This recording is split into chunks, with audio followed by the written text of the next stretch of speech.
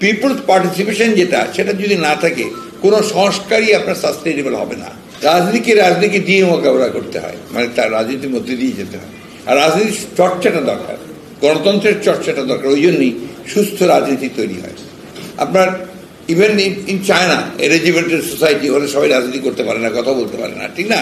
Regimental society, তো সেটা তো রাজনীতি, দ্যাট ইজ অলসো পলিটিক্স। চীনের মতো রাজনীতি ওই জায়গাতে আর অন্য কোনো খুব কম দেশে হয়।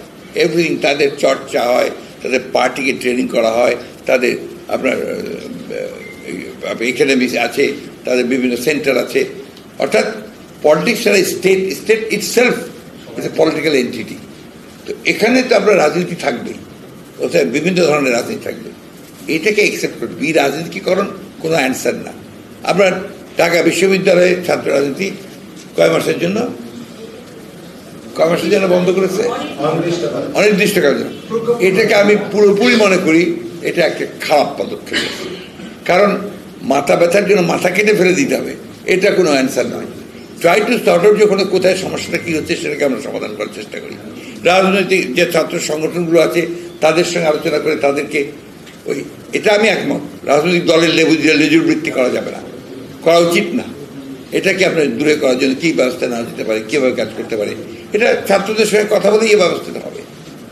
এটা আপনার জোর করে ইম্পোজ করে কি আপনার করা যাবে? তাহলে তো আপনার what is the difference between martial government and this government? আমাকে রাজনীতির মধ্যে থেকে এটাকে রাজনীতি দিয়েই কাজটা করতে হবে। এবং আমি তো মনে করি ছাত্র রাজনীতি যদি সুস্থ না হয়, দেশের রাজনীতি সুস্থ হবে না। আর ছাত্র রাজনীতিতে যদি নেতৃত্ব তৈরি না হয়, তাহলে জাতীয় নেতৃত্ব তৈরি হবে না। ওটা হচ্ছে আপনার that is the breeding ground. ওইখানে তৈরি হয়, ওখানে রিক্রুটমেন্ট হয়, ব্যুরোক্রেসিতে বলেন, পলিটিক্সে বলেন, সব কিছু ওইখান থেকেই আসবে।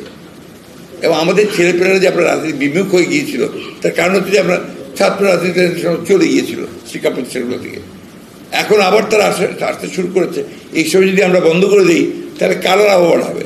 যারা অন্ধকারের মধ্যে কাজ করে তারা লাভবান হবে, যারা আন্ডারগ্রাউন্ডে গিয়ে কাজ করে তারা লাভবান হবে।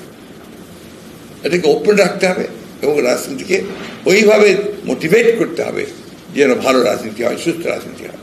আর ওই যে ওগুলোকে আইন করে বন্ধ করতে হবে, হল দখল, সিট দখল, আপনার ওই যে গণরুম টুম, এগুলো বন্ধ করতে হবে। এই যে সংস্কার ব্যাপারটা, এটা কি মানুষকে বাদ দিয়ে হবে?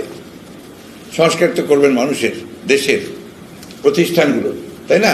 তো সেই প্রতিষ্ঠানগুলোকে মানুষ কিভাবে দেখতে চায়, সেইগুলোর জন্য তো আপনার উচিত ছিল, আমি এটা মনে করি, যে আগে রাজনীতিবিদদের সঙ্গে কথা বলা, তাদের কাছ থেকে প্রস্তাব চাওয়া, সেই প্রস্তাবগুলো নিয়ে তারা যারা এক্সপার্টস আছেন, এরা অত্যন্ত ভালো সিলেকশন হয়েছে আমি বলবো, যাদেরকে দায়িত্ব দিয়েছেন তাদেরকে নিয়ে এইগুলো নিয়ে তাদের ওনাদের প্রস্তাব হচ্ছে আগে ওরা সংস্কার তৈরি করবে, হ্যাঁ, প্রস্তাব নিয়ে তারপর তারা পলিটিক্যাল পার্টিগুলোর সঙ্গে কথা বলবে, তারপরে আবার করবে। That will take a long time. এটা একটা আছে। দুটো হচ্ছে যে আপনি প্রথমেই কিন্তু জনগণ থেকে বিচ্ছিন্ন হচ্ছেন। পিপলস পার্টিসিপেশন যেটা, সেটা যদি না থাকে কোনো সংস্কারই আপনার সাস্টেইনেবল হবে না।